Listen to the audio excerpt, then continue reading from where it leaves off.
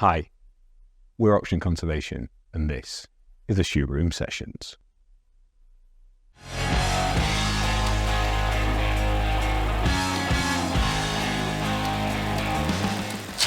Welcome to the Shoe Room Sessions on Tour. Thank you very much. Can you tell people who you are and what you do? Yes, so I'm Cadi Thomas. I am Head of Sustainable Investment at Isio, which is a pensions and investment consulting firm. Awesome. How on earth did you get there? Can you give us if your life's a book on the shelf, you pull it off, what are the chapters that made you from where you grew up to here today? Yeah, I was thinking of this morning because I was a bit like, how have I ended up where I am today? So I grew up in rural West Wales, in a really agricultural community. I went to school with a bunch of farmers, and that's kind of the world I grew up in. But my mum was a vegetarian and has always been really into kind of animal welfare and ethical farming and all that kind of thing, which was a really strange perspective growing up, given everyone else around us. So we were a little bit odd. So I grew up, so we grew up with that kind of belief, but I am a maths geek at heart. And so I was always going to study maths. So I went to uni, did maths, and as all mathematicians... How did that geekiness present itself as in your childhood? What stories my mum would say would be that I would be sat in the living room on my own in darkness, and she would come in saying, "What are you up to?" And I'd be like, "I'm just calculating 16 by 13 or whatever." Very strange child. And then learned social skills a little later maybe on than others. But yeah, I always loved maths. I love patterns. I love anything to do with puzzles and maths. So yeah, I went to uni, studied maths, and then, as most mathematicians do, became an actuary after, which is kind of that obvious route that you follow through. Can you explain to people what an actuary actually is? Yeah, it's a really difficult question. So an actuary is all about quantifying and managing risks of any sort. So you have actuaries within insurance or in pensions, or I'm an investment actuary. So as an investment actuary, you'd spend a lot of your time doing modelling on what risks, exposures you might be exposed to and how you might manage those risks longer term. It's a lot of kind of mathematical modelling, things like mortality assumptions, that's all kind of actuarial work. But actuarial work isn't my passion. As much as I enjoy maths, I'm not wanting to be a traditional actuary. So I branched into then investment consulting, which kind of can combine some of the more technical modelling stuff with actually just being a normal person and being able to consult and have normal conversations, which I liked the idea of. So I started doing that, and that was about 6 years ago at KPMG. And back then there was a small team doing some ESG work on the side. It was very small, and it was still in the days of kind of ethical investing and investing around beliefs rather than thinking about ESG risks and opportunities as we do today. So there was a bit of a light bulb moment of going, oh my goodness, I can apply a lot of the beliefs I grew up with via my mum with actually doing some of the more investment technical work that I actually enjoy doing. And so I started allocating some time to that. And then, 6 years later, we're a team of 9, significant demand from our clients to have conversations around all types of sustainability issues. It's completely different, even just in 6 years, which isn't a long time. It's just changed completely.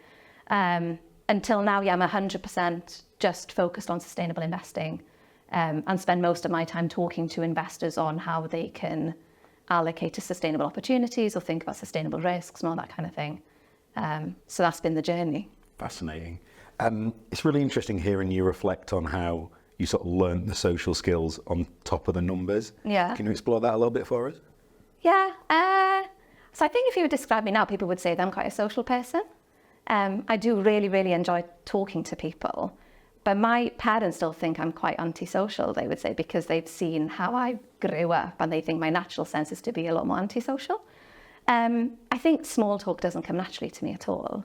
And I've just learnt it as a skill as to how to make small talk and how to just naturally have a conversation with someone. But yeah, I wasn't that interested in making friends when I grew up. Kind of when we were, when everyone was turning 18, you had all the 18th birthday parties in the local pubs where everyone was drinking, even though you weren't really allowed to. I was no interest in going to them at all. It wasn't something that I, would find, any joy in. But then I think when I went to uni, I was then surrounded by other mathematicians, which also probably had a similar background of not being the most social people. And then it allows you to blossom when you're surrounded by people that behave in the same way as you. And I think then I've been able to just learn to be a bit better socially. I think when you meet someone, the point to which you meet them, you assume that's their forever norm. Yeah. You don't see the history of the background. Yeah. So first meeting you, it would have been your ability to have a warm conversation, to explore things. And then once you get onto the sort of technical stuff, it was abundantly clear that you understood every aspect of it, and that was fine. But the first point of contact is that warmth, which, you know, in the last 18 months, we've spoken to tons of people across the financial world, which wasn't my world before that 18 months. Yeah. And, you know, your ability to have that conversation definitely stood out as different. So I think you've fully made that sort of transition over. That's good to know. Yeah. Well, I really enjoy talking to like trustees, investment managers, and building a bond. But I think that's actually quite different to just making small talk for the sake of making small. Like, I genuinely want to get to know the people I'm working with, and I'm a really big believer in being friends with the people that you work with rather than colleagues. So I will share all aspects of my life with the people that I work with, because I think that makes working so much better than just keeping a lot of that private. Within the structure, do you have any of the people that report into you at the moment? Yes. And do you have that same view with them? I do. Yeah, because I feel like if I share more, then they're more likely to share more, and then I can understand if they need to log off early or whatever it is, then you've got a lot more context to that. Yeah, but not everyone is like that. Some people like to have a kind of professional and then personal, which I absolutely respect. Some in the team are like that. Yeah, you can't really have it at our team. No. We're quite, Elle's laughing behind camera, we're quite overbearing. Certain members of the team will literally tell you everything about their life, whether you ask or not. Right. Yeah. Elle smiling behind the camera. Yeah. It's really interesting on the leadership side. So I did an interview the other day, and the gentleman's opening line was for the Finance TV interview with Richard. Oh, right. And he said, "Oh, you are renowned for being radically transparent about what you do. Talk to us about that." And I'm like, I just think I'm honest. I just think it's being honest and open about what we're doing, because I didn't have there's elements of your childhood that certainly echo mine, in terms of I was quite a lonely kid. I didn't fit anywhere. So the little village we were from was where ambitions went to die. You didn't achieve anything. You went in a factory or whatever else. And it wasn't until uni that I found a cohort of people that had ambitions and wanted to do something. And mine was more through a sporting lens than necessarily the academic one. But I think in that circle and with the people we get to work with now, and you know, there's so many exciting people looking at ESG and environmental stuff and everything to do with natural capital now. We get to work with some brilliant minds and some great people. So with those people, it's easy to make small talk. Yes. I still wouldn't be great rocking onto the street with 20 random people and having a chat. Like, fair. I got asked to go into politics a few weeks ago on one of the podcasts, and I was like, no, I would be horrific at that. I'd be super, super terrible. So I think the conversations are easier when you're exposed to brilliant people. Yeah, that is, so true. And in ESG sustainable space, you get a lot of young, ambitious women, which again, I think there's a bit of a difference as to being able to bond much quicker with someone that, you can see yourself in, versus, the wider investment or finance community, there's a lot of older men, which sometimes there's a bit of a barrier there. So that's the other perk of working. Has that changed over the last 6 years? Has there been an influx of talented, ambitious women coming in? Oh, loads, So in my team, we are 7 women and 2 men, which is completely the opposite, I think, of most other teams within investment. And even when we hired recently, loads and loads of CV, probably 70 or 80% female CVs coming through, which is substantially different. I think it's the empathetic angle that comes with being a sustainable consultant.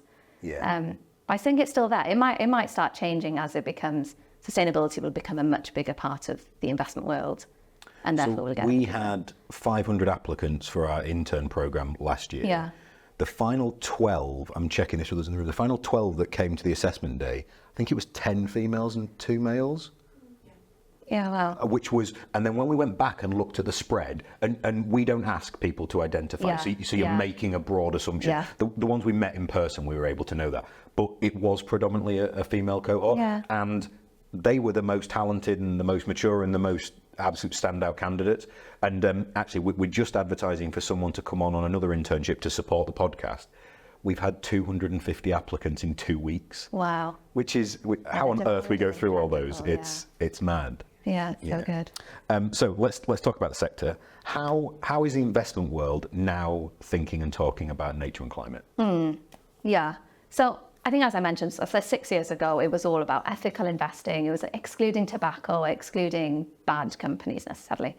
Whereas now it's obviously moved towards, we think sustainability risks are financially material, therefore a lot of investors are a lot more engaged in the topic. I don't ever really get the question of, is climate change real anymore? Like that is... We get one a year. We get an email you? from one guy, or it's usually a guy who claims to have a PhD in something, yelling at us about why are we like creating this myth. Oh, fair. But literally one a year, I think. We just don't hear that anymore. We've kind of moved on from having to justify why these are issues into, okay, so what can we actually do about it? Which is great. But what I would say is, last 3 or 4 years, the focus has been on climate change for obvious reason. Like in the pension space, the regulations is focus around climate change. And so a lot of the action and the investment strategy changes that we've seen have been primarily from a climate perspective. But what's been interesting is, I think during that time we've got to a position where people think that low carbon equals good. And so the lower your carbon footprint means, oh my goodness, we're doing amazing. We're managing climate risk, looking at climate opportunities, which we don't agree with at all. So it's trying to change that mindset, which I think is definitely happening, because it's really easy to reduce your carbon footprint just by excluding some high emitters. It means nothing for actual climate action. And so we've kind of got to that point with climate change.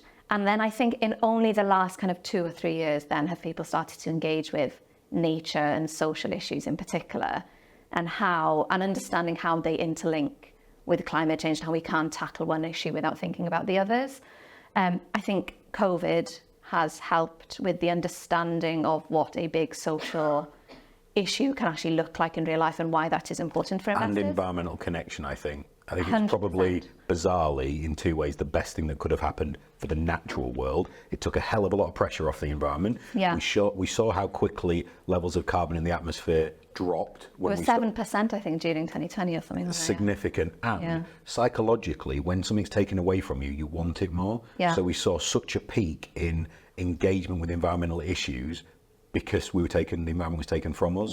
Yeah, completely agree. And that's, helped raise conversations around inequality and things as well, because you can really then associate with that. We're starting to see, a lot more conversation around nature and social. And we do spend a lot of our time still doing a lot of training on the topic. So like, what do we mean by biodiversity versus nature? Or why are we seeing an acceleration in a nature breakdown? What does that actually look like in real life? Like if we say that more than 85% of wetlands area have been lost, that then gives some context to why this is such an important issue. But then the question for our clients and investors are always, okay, so why should we care as an investor? And when we think about fiduciary duty, it needs to be this is important from a financial risk and return perspective, above just this is the right thing to do. So we have lots of conversations around why are these issues important to you as investors, and therefore why should you do some kind of action to manage that. Can we play that out a little? So if I'm an investor and I say to you, I've got X million I need to put somewhere, do I really need to think about climate change? Is this a thing, or is it just the latest fad? How would you respond to that? And I think that's quite a common question. Like, we'll have that same question on against nature and social issues as well. And so we always start from the bit around knowledge building. So like, what's the evidence of, what temperature pathway are we on if we're talking climate, or what kind of nature degradation have we seen if we're talking nature? But then we try and translate that into what does that mean in terms of GDP impacts or market impacts. So let's say if we're talking nature, we know that more than half of global GDP is either moderately or highly dependent on nature. And so as an investor, you then understand, it's much more than just growing trees. It is about supply chain management and what that means in terms of company returns. And so we can easily have that conversation and try and show evidence of what this means in terms of numbers. What's really challenging, of course, is that a lot of these issues haven't played out in full, thankfully. And so you can't rely on historic data. Like climate change is an obvious example of where you can easily say actually that divesting from high emitters may actually have negatively impacted your return, especially in the light of Russia, Ukraine, and what that means in terms of oil and gas prices. And so if you rely on that kind of evidence, then it leads you down the track of, as an investor, I shouldn't be tilting or doing anything to do with climate action. But if you're looking into the future and saying, what kind of world are we likely to invest in, likely to live in? whether that be what energy mix are we likely to use or what a carbon price is likely to do, then it's a very different conversation to looking at historic data. Can we just touch on divestment on the way past? So wearing my investor role play hat again, should I be divesting from oil and gas companies? Yeah, another good question. So the way that we think about it, and it's very much beliefs driven, so every investor may have a slightly different view, but the way that we generally think about it is that these high polluters in oil and gas actually need to be a part of the solution, even though they are the culprits. They also need to be the ones investing in low carbon technology or renewable energy or whatever it may be. And so we think engaging with these companies is by far the most impactful route of change. But there needs to be a level in which you've engaged and there is no change happening, therefore you divest. I think the level, kind of how you judge when to divest is the really challenging piece. And it's also really difficult for investment managers to say, because we're engaging, the company has changed X, Y, and Z, because there's loads of other factors at play. But that is, we're much more supportive of an engagement kind of approach than, just blanket divestment. We're so polarised of wanting absolute answers. Yeah. And I think my answer on any question I'm going to get asked again is, it depends. Yeah. Because of course it does. My view on divestment especially has changed dramatically in the last few weeks. And I think, do we think the conversations are better if the environmentally minded people aren't there? Yeah. No, they're going to be worse. Yeah. So I think before, we were always very set on we cannot go anywhere near aviation or oil and gas with these products. And I don't think it is, ironically, oil is black, but I don't think this is a black and white issue. I think it's, is there the potential to influence a really heavily polluting industry? And can you structure something in a way that really does make it bite if they don't work in the right way? And I think just have the conversations is a better start. And that's kind of where I'm coming to, I think. Yeah, I also think the just transition angle is so important in the divestment discussion. Can you explain what that means to you in terms of a just transition? Yeah, to me, it means that when we transition to a low carbon economy, we need to bring workforces with us. We can't just abandon an entire workforce and say we're no longer investing in oil and gas, therefore all of that workforce suddenly become unemployed, an entire area becomes uninhabitable because there's no jobs there. And so, doing something that's inclusive and fair. Like, it's a topic close to my heart. Like, every time I drive home, I pass Port Talbot, which is, obviously, you've got the massive factories, lots of fossil fuels being burnt in that area. And that whole town has been built specifically to cater for that. But there's demand to close down the entire area. And then I of course want that from an environmental perspective and think about all the people that are going to be impacted by it. I spent my formative years at university working on the Scunthorpe equivalent of the Port Talbot Steelworks. It's horrific. Yeah. It is environmentally and socially a horrific place. But the town of Scunthorpe and everywhere around there will be gone as soon as that that's the issue. And so that's why I think divestment doesn't necessarily always work. You need to have a plan as to how you transition existing into something better, rather than just saying that is no longer for us. So I think one of the things that's been most exciting about working with you is you are working with partners that are actually starting to do things. So outside of the conversations with you, I think as a sector, we really love announcing things at the moment, but there's not often a lot behind it. Can you comment on that one to start with first? So we are seeing a lot of announcements from people. How many of those do you think have a defined plan, or is it just that they're hoping to inspire something? What are you seeing in the sector? So interesting. I guess we've seen lots of industry movement recently with such things as the TNFD, the Task Force on Nature-Related Financial Disclosures.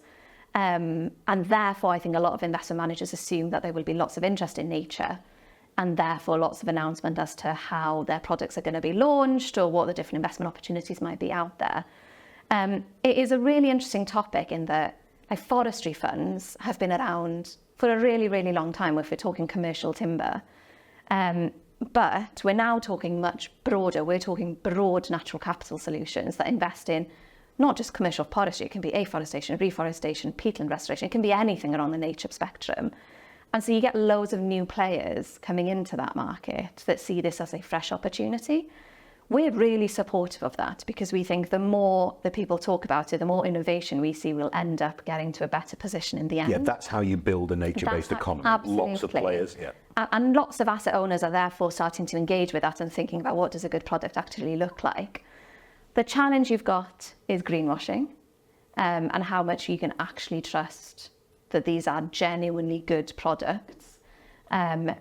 Like with the FCA's anti-greenwashing rules, for example, have just come in a couple of weeks ago.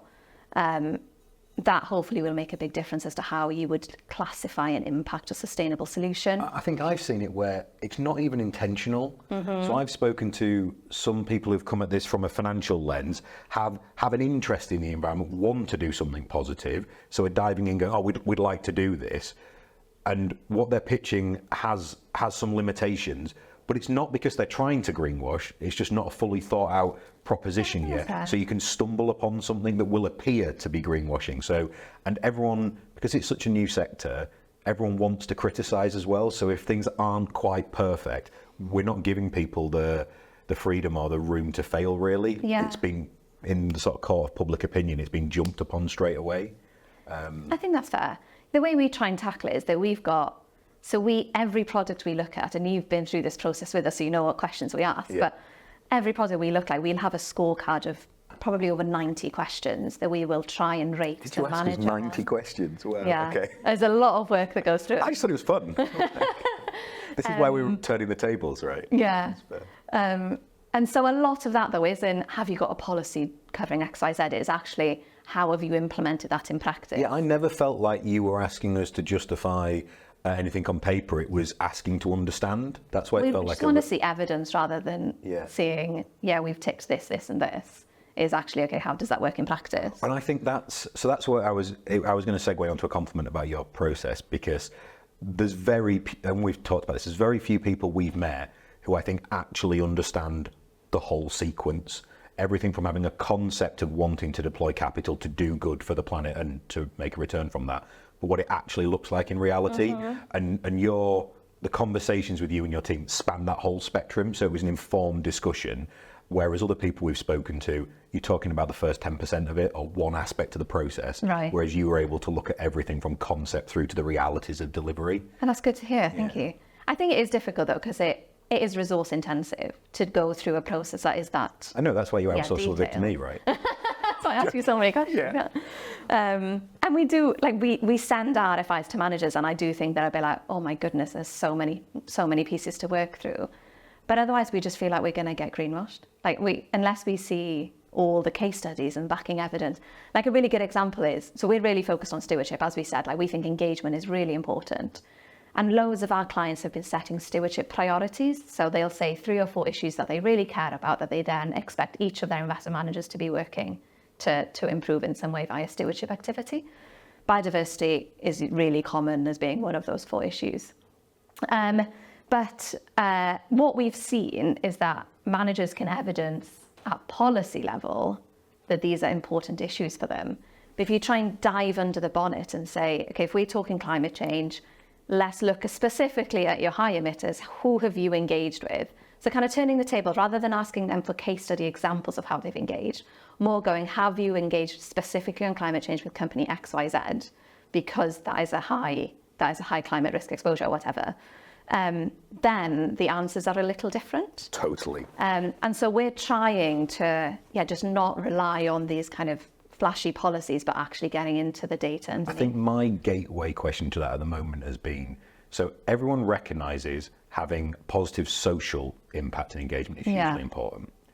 Very few can answer the second question. How do you do that? Yeah. Because it's really, really hard and really expensive and really time consuming, because it presupposes, you often get asked, well, what do local people think? And I always follow with, who do you mean and which ones? Because people who haven't tried to do this and haven't tried to deliver change don't recognise that within a household, people might have 4 or 5 different opinions. In a community, there might be hundreds of different opinions.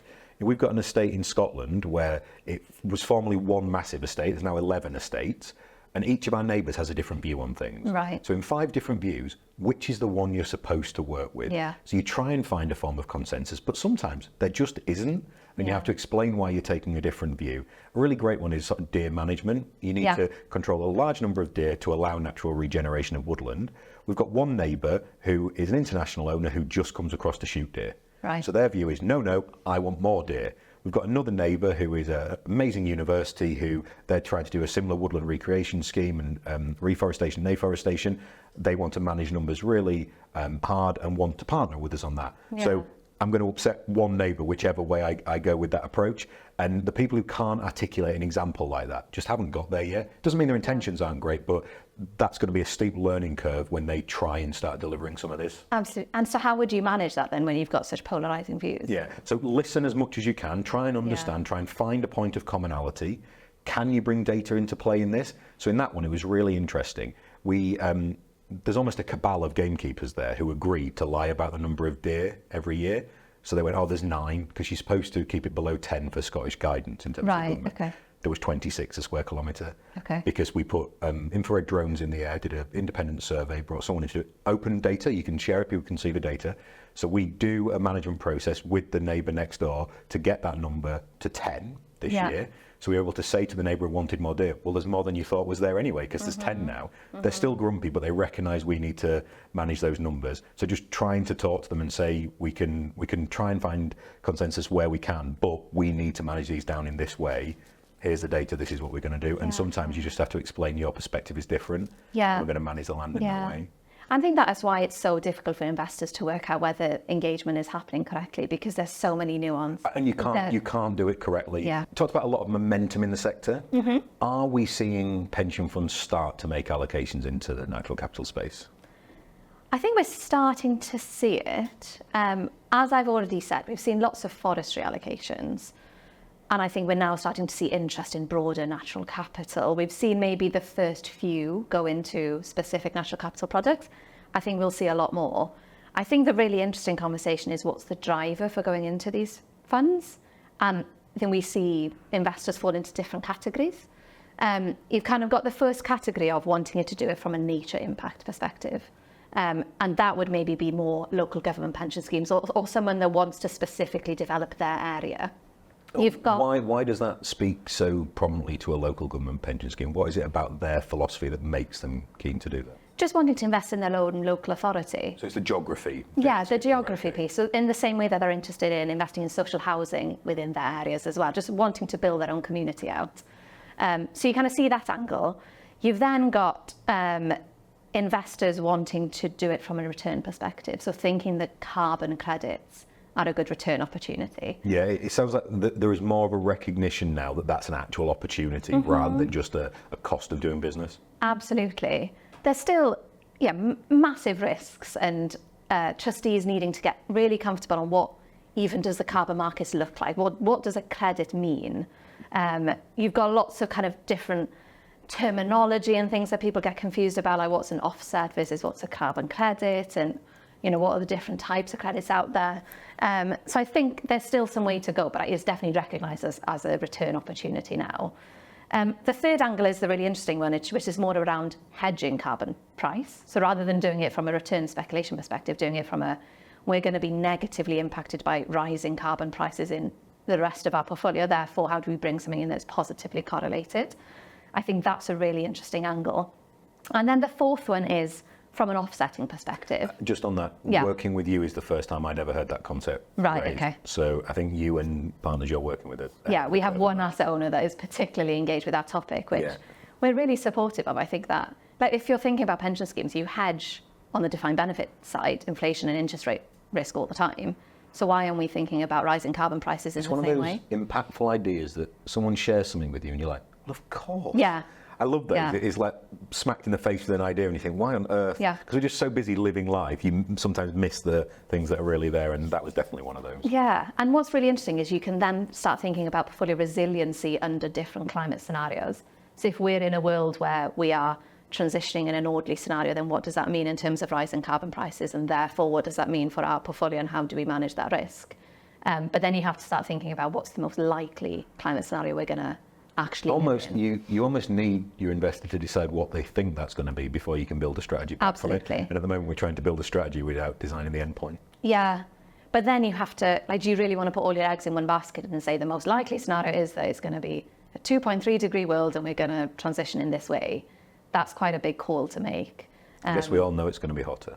We all know it's going to be hotter, but that's basically all we do know. We don't know how it's actually going to play out. In the sort of eggs in one basket, Yeah. the tech equivalent of that, though, is the inundation of the search engine. Should we still keep printing the yellow pages? I suppose they did for a while until they stopped. So maybe that is the transition, that you keep an element of a hope that it's not going to be two, but increasingly accept it is. Well, yeah, because the way I also think about it is that you can say that we think we're going to transition and hit, I don't know, 2.3 or 2.4 degrees. But what if we don't transition at all and we end up in a 3-4 degree world? Then how is investing in climate solutions from a risk perspective of any use in that world? And therefore, should you be allocating something to adaptation infrastructure if that's the world that's going to play out? But then how do you know if that's likely or not? Can you put a probability against it? Probably not. So that's a really interesting conversation. Oh, that is a good one. And psychologically, we're not predisposed to assuming failure. Mm-hmm. So we'd have to accept, no, can't do this. In fact, society wouldn't accept that as a premise, like politically or culturally. We wouldn't just go, no, we've screwed it. It's done. Yeah. But then do we think that the Paris Agreement is still alive? No. But then we still talk about the Paris Agreement all the time as if it is. And at some point we need to adjust for that. But yeah, it's a really pessimistic then way to invest. So but we're all guilty of this because all guilty of not playing to that reality. So when Chris and I came up with the Stockdale-White curve of carbon, which was partly your and your partner's fault for asking for it, so thank you. We built the back end of that as if a solution had been found. Right, okay. Because the reverse is, if you don't believe a solution's found in 2050 or we don't hit net zero, the price of carbon is only going to increase until it falls off a cliff to zero, when it just doesn't matter anymore. Maybe, do you know, we need to release the pessimistic Stockdale-White curve, I think, or the real. L is going, nope, do not do that, do not put pessimism into the world. It's just realism. But that's why you want to hold the land and the actual asset rather than just focus on carbon from an credits, investment right? perspective. From an investment perspective. Absolutely. That's why you so need that. What's been really kind from... I love the natural capital space at the moment. It's the first time working in the environment sector, which I've done for too many years. Abby, I am that old. Too many years since academia through government to this world. The environment sector used to be so defensive and possessive about ideas and concepts. And actually, the natural capital version of that, with the influx of people from the finance sector, because they don't have the environmental background and they need it, it's meant they've been far more collaborative. Right. So the space right now is brilliant. Right. So, we are talking, we've had so many amazing conversations because people are willing to share and listen. And because we share everything we're doing to try and grow the sector, it's fantastic. And what we've heard more than anything from theoretically competitors and the people doing something similar is our model of acquisition is the only one that doesn't risk you losing a huge amount of money, because it's underpinned by the asset base, where anyone else who wants to adopt a leasing model or trying to produce carbon cheaply, it could go to nothing. Our asset base can't. Well, that's what, you've got the asymmetry of it, which is why it's so then attractive. You've got unlimited return potential if carbon prices just absolutely skyrocket. But if carbon prices go to nothing, you've still got something backing it up, which is why it's a really interesting asset class, which is why, we're definitely keen on it. And then the fourth type of investor I was going to talk about was corporates getting involved from a offsetting their own emissions perspective, which is the first time we're really seeing a product that can satisfy multiple investor requirements that are really quite different. Is there a nearest equivalent you've seen? I don't know if I can think of any. Maybe renewables with some kind of direct wire setup where you were taking power to an Amazon warehouse or something of that ilk, maybe. But I can't think of a perfect fit. I don't think so. But so then corporates can take the credits and then just retire them straight away. I don't think that investors should be doing it. They're really interesting to see if any asset owners decide to retire carbon credits to offset their own. But So Edinburgh Uni have done insetting as part of their plan around their latest acquisition, which is exciting. And that's for their international footprint for transport around research and things like that, which is cool. The other thing we've seen, so we're prepping our contracts for carbon sales. We actually think we have to allow a sell-on element in there to allow people to be comfortable with that purchase. So we can see a situation where a corporate might buy X million tons to give them, and this is one that's a really exciting thing. So corporate partner comes and says, we think our footprint to get us to 2030 is X. Yeah. We're going to buy X. There you go. And they say to the business, we're not buying any more ever. This buys you the time to get there. After that, I know if they get there early and there's a surplus, then they could then sell those on, I think would be really interesting. Yeah. It's a bit like hedging almost against their own footprint. Right. And as a really useful internal incentivization mechanism. Yeah.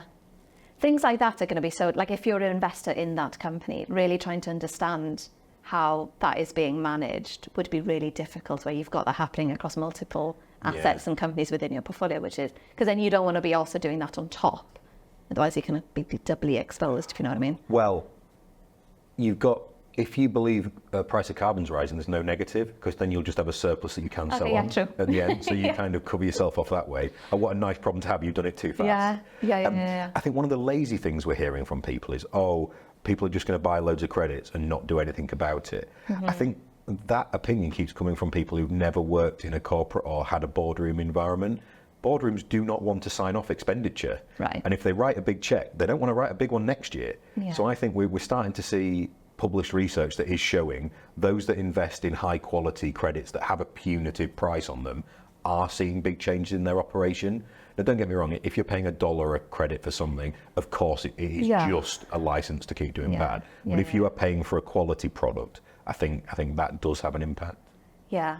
And I think one of the big questions, you touched on it earlier, is going to be around who do you end up selling your high quality credits to? Like as an investor, if you're in it just as a return speculator, then how much influence or how much care should you give on where those credits actually end up going? I guess the question for you would be, how do you work that out? Where's your line as to who you would sell or not sell to? Yeah. So I had, in the last few days, I had a conversation with the dream buyer. In a dream scenario, we want to sell to one partner. Okay. One partner. Yeah. Because that allows us to keep the premium nature of that product exactly where it is. So we think our credits will do for the carbon sector what Tesla did for electric vehicles. So pre-Tesla, an electric vehicle was a joke in this country, right? It was a milk float. And then it was a Prius, which was okay, but then boom, that step to a Model S, which was desirable, high performance, luxurious, brilliant vehicle that changed the game. If we can do that with carbon credits, we can address all the concerns about integrity and quality. So land we own and manage for biodiversity and conservation benefit, positive social impact, independently verified, insured, measured. We were even talking to this potential buyer yesterday about where the tree seed and source came from, how it arrived, the fact that it's grown peat-free and minimum plastic, and we've got a testimony from the small grower that his business was able to scale because of our ordering. That whole chain is important. So if we can How often do you get questions to that level this was of detail? this was the most in-depth question we've had. Yeah. People will ask about positive environment, social impact, is it independently verified? But increasingly, month on month, a more sophisticated level of question. And that's brilliant because it means, so we started designing this product 2.5 years ago, and we protected every aspect of it, from design to survey to delivery to, we literally had to work with the nursery of how they ship the trees without plastic to ensure they still arrived in a way that could be used.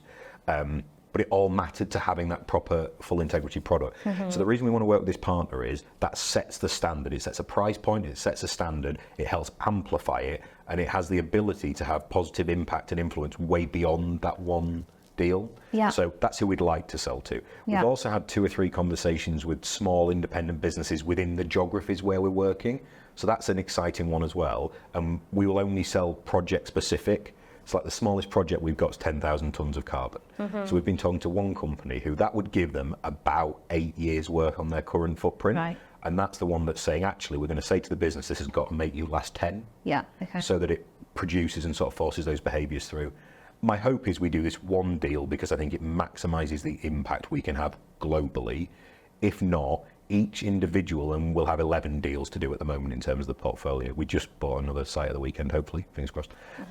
So each one of those has to sell a unique story, otherwise we're missing an opportunity to do something special. Right. Would I have the same conversation with a Shell or a BP about the whole portfolio? Yes, but the price would be higher and there would be conditions and ratchets associated with their performance. And I still don't know if I'd get it through the board. Yeah. I still don't know if we'd be comfortable with it. But I'd be really honest about that going in. Yeah. What do you think? Have I got my strategy wrong? What should I do? Yeah, no, I think that makes a lot of sense. We've been debating about, should you be allowing investment managers to sell to the like of Shell and BP without any, kind of guidelines or ratchets that come with it? And we're not particularly supportive of that. But as we've already spoken about, the just transition, etc., requires Shell and BP to decarbonise and invest in low carbon solutions. So if you're able to be a part of that journey, then why wouldn't you? But I think the influence would be quite low just in terms of selling credits to them. Yeah. But I think we're already seeing quite a divergence on people caring much less about the low quality credits now, like avoidance-based credits. Not really seeing any interest in them anymore. No. Well, even just like 2 years ago, they were still deemed kind of valid credits, I think. Whereas now, the whole focus is on high quality credits, nature-based solutions, carbon sequestration, all that kind of thing. I think you're sort of risk times risk then. Yeah. So you're taking risk on development of a market anyway, and if you're not buying a quality, even if the market develops, it's unlikely it's going to develop but not appreciate quality. Yeah. So not a risk I'd want to take. Yeah, I know what you mean. The other interesting angle here, just jumping back to the kind of hedging carbon price conversation, one of the other questions that we grapple with is, like if you're invested in just equities and bonds, you're going to be exposed to carbon prices on the regulatory market, so EU, ETS, or whatever it may be. Do we actually think that the carbon prices on those types of compliance markets are going to be the same as what happens within the voluntary markets, where you would sell these high quality credits, and therefore can you interchangeably talk about carbon pricing in that way? So we're recording this early-ish June. At the end of May, the government did a call for consultation on whether there should be a convergence of nature-based solutions, voluntary credits into the regulatory market. Yeah. I think as soon as we see that, and a big shout out to Foresight and the research they've done, which pushed them towards that way with Oxford, or I think it was Oxford University. So we had Richard Kelly from Foresight on the podcast. He was brilliant in terms of the work they've done. I think what we're going to see is the inclusion of voluntary carbon credits will peak everything, and then the voluntary ones will be even more expensive because all you're getting with your regulatory one is the right to do something wrong. Yeah. With your voluntary credit, if you buy our credit, you're getting that same right, but with a load of positive impact on top of it, and a huge array of digital assets, Josh's amazing photography, videography, and storytelling, that you can actually begin sharing the stories of what you're doing, and your sustainability, ESG marketing team have everything for the reporting they need. Whereas for a big corporate, just reducing your waste or LED light bulbs isn't enough anymore. It doesn't grab anyone's attention. If you're trying to, and we've also heard about it from a recruitment perspective, people saying no, when we're competing, we've heard this from the Big Four, we're competing for talented graduates. They are asking us what we're doing about environment and sustainability. Yeah. Well, if you can say we're partnering with the country's most exciting conservation company that's got thousands and thousands of acres under management for this, would you like to come and see one of the sites? Game changer. Absolute game changer. Yeah, we're seeing that a lot as well. That's reassuring. We talked to a particular pension fund, and they're really excited about allowing people to access some of these places as well and integrating it with them, which that would be amazing, right? Imagine you're a member of a pension fund, and as your annual report comes through, 4 people have been told, congratulations, you get to go visit the site you're supporting this year. It takes what is an arbitrary theoretical thing in terms of a carbon credit and makes it so real. Yes, the storytelling piece, right? Because that is one of the biggest challenges in pension space, is how you get members to engage. How do you get them to actually go in and understand how their default is invested or whatever? But being able to say stories about you own this particular forest in this location makes a massive difference, I think, to just saying you own a bunch of stocks. And it also democratises it a bit. Yeah. So in Scotland, there's a lot of work on land reform about should land be privately owned. Well, if it's owned by a pension fund, it's actually owned by thousands of people, not one wealthy grouse shooting landowner. Yeah. So actually, I'm not sure necessarily every local community will see that immediate difference, but actually in time, I think we will. If we can do it that way, I think it'll make a big difference. Yeah, definitely agree, yeah. How can we be better at that education piece? So it's popped up a few times through. There's lots of different issues, and the market's developing at such a pace. What we need to teach people is changing weekly. All the time, yeah. How do we try and get a handle on that? Yeah, that is so difficult. That is something that we struggle with all the time. Even just me staying on top of the latest news is more you could just read all day, right? Yeah, you could literally. Yeah. And so what we do a lot of kind of thought pieces and just the storytelling piece. It works for members, but it also works for trustees and investors that we work with, of just trying to get some engagement. So we're doing a series on circular economy. This we're going to be publishing in the next couple of months. And so obviously there's a massive overlap with nature, using natural resources and all that kind of thing. But we're trying to tell it firstly from an education building of like, why is this an issue? And then the second piece is, okay, so now that you understand why it's an issue, why should you care about it? But you're right, in the latest on why it's an issue is changing all the time. But I think there's a balance of oversharing though. Yeah. Of like it can just cause a lot of confusion. And so what we try and do is we have a number of kind of concrete sources that we use. So a good example would be the CAT thermometer, Climate Action Tracker thermometer. They update that every November or December, and it just shows, okay, what's the current temperature rise globally, and then what are we on track on if we continue at this rate, or if we do X, Y, Z. And so just being able to have that as a source that we update every year, rather than trying to update for every single thing that comes out, it just gives it a bit of structure. But it's so easy to publish something and then instantly for it to be out of date. But that's the challenge that we're all grappling with, right? I don't know how you tackle that. We write a lot, write a lot and share everything we can. I think this sort of partnership with Quiet Room and inviting in super special people doing things in this space is part of that process as well. Because hopefully, so we're going to drop 10-ish episodes in a group, and hopefully there's something for everyone, from the actuarial side of it to the relationship management to the technical side of it. So wherever someone wants their entry point to be.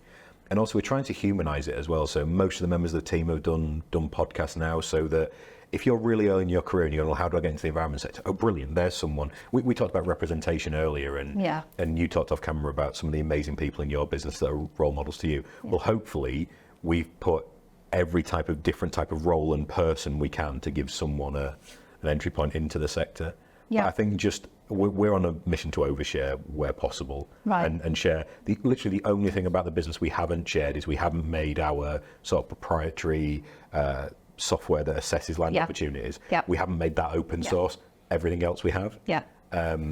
We might do that one day when we stop buying in the UK. Maybe we make that open source. Yeah. Although we're currently in the process of building the US version of that. Yeah. So we've been approached a couple of. In fact, the last 2 weeks we've had 3 different approaches about doing acquisitions for others in Europe. Okay. So Spain, Norway, and Portugal, which is really interesting. And can you use your same data model to... The same infrastructure and processes, we'd need a different data sets in them. Yeah. So it's all built, ready to go. We just have to plug in different approaches. So I hadn't thought about Europe before. It was definitely the US, because the jurisdiction, the laws, the language felt more comfortable. Europe's an interesting one. I've seen some interesting like Nordics for kind of natural capital, and it's US, Latin America, Australia, New Zealand.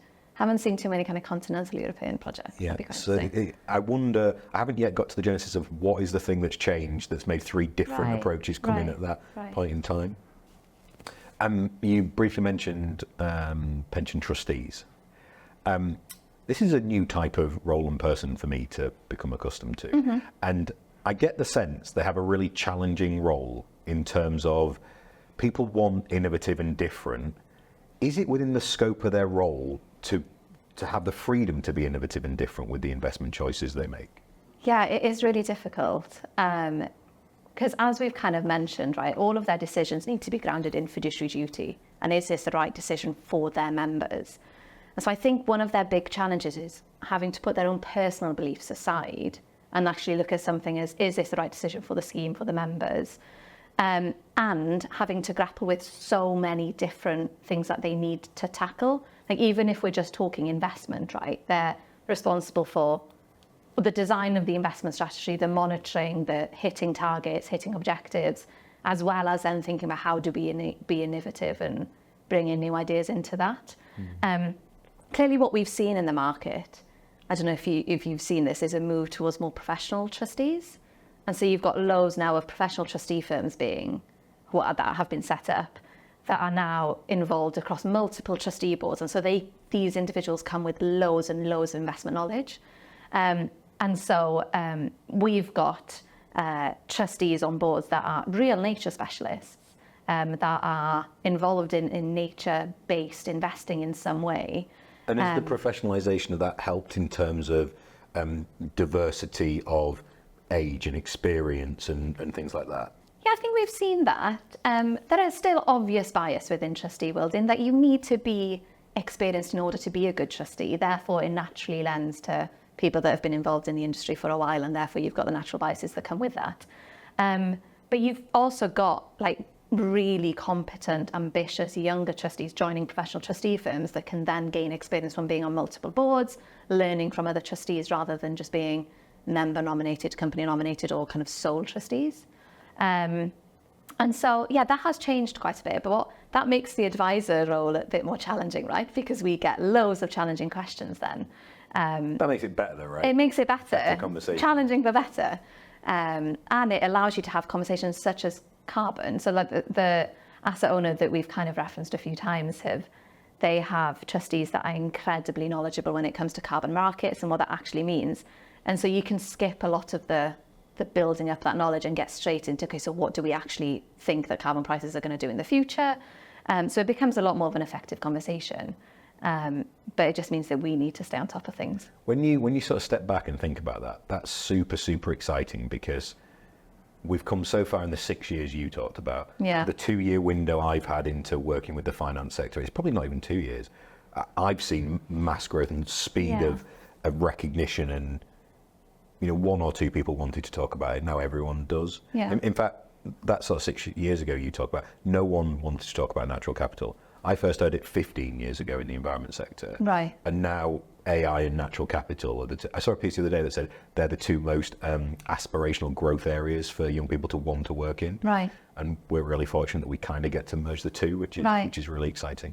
What do you think we are going to see in the next 6 years? What I would hope we see is better data. We haven't spoken about data at all, I guess, through this. Yeah. I guess that is where I see climate and nature being quite different, is that climate change can be boiled down to net zero and reporting on emissions. Clearly there's still data challenges, but nature, you haven't really got that sense of, okay, what is a good nature objectives that you can apply holistically to your investment strategy, and then how do you monitor that going forwards?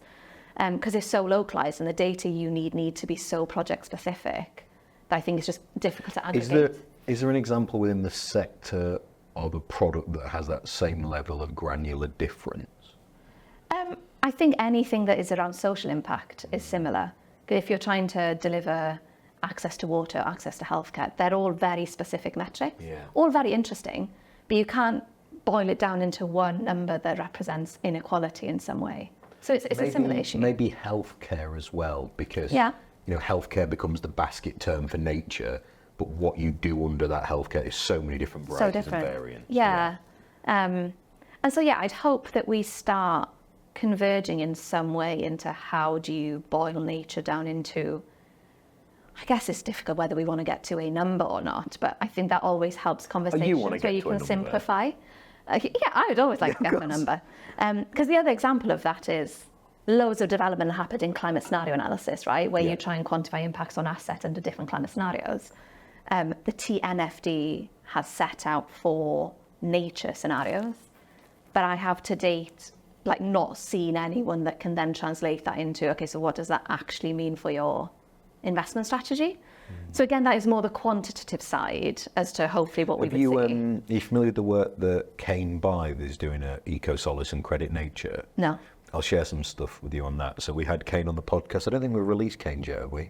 No. So But they're doing exactly that, a suite of metrics that can be applied to a place, and we're piloting that with them on one of our big Scottish estates to explore it. And there's a few different startups that are popping up doing that type of thing, which is really exciting. Right, yeah. And then what we want is, a lot of the larger data providers then being able to roll that out, just because the challenges with data providers and data is a big one. The thing about, I think about the environment sector and environment data, we're trying to hold it to standards that we apply to very little else.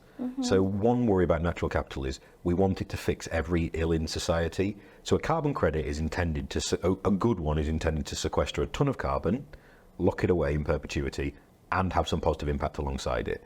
But we keep wanting to stack more and more and more stuff on that. So going back to my Tesla analogy, we want the Tesla to be the best vehicle possible. We also want it to be your house and the hospital and a food bank at the same time. And it's like, okay, the things can become really special, but if you add too many features, they lose the integrity of what they're trying to do. Yeah, I think that makes sense. And what I'd also hope to see is, obviously you've got the global biodiversity framework, the 30 by 30 in particular.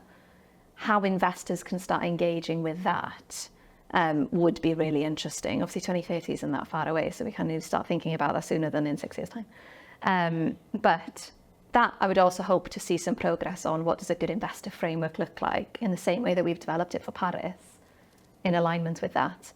And then the final piece would be opportunities that we've already spoken about, even just in 2 years. The number of products, the innovation that's happening within natural capital has been massive. I haven't seen as much innovation when it comes to the public market side. For obvious reasons, is do we really think you can have positive nature impact investing in public companies in the same way that you can in private? Probably not, but there's probably more that we could do in that space. What we don't want to get to is the whole low carbon argument that we had right at the start around saying that just because you've hit a particular number, that means you're doing really well. We don't want to get to that position. But hopefully we'll see some innovation across asset classes when it comes to nature, rather than just natural capital. But natural capital needs to lead the way, I think, in a lot of the kind of data challenges and stuff before we start to think about broader. Amazing. Cadi, thank you so much for coming in. Hugely enjoyed the conversation, and especially getting to work with you and your team over the last few months. You are leading the way in terms of how we analyse and think about natural capital as an investment opportunity, and teaching people a lot too. So thank you, really appreciate it. Thank you so much. It's been a pleasure. Thank you.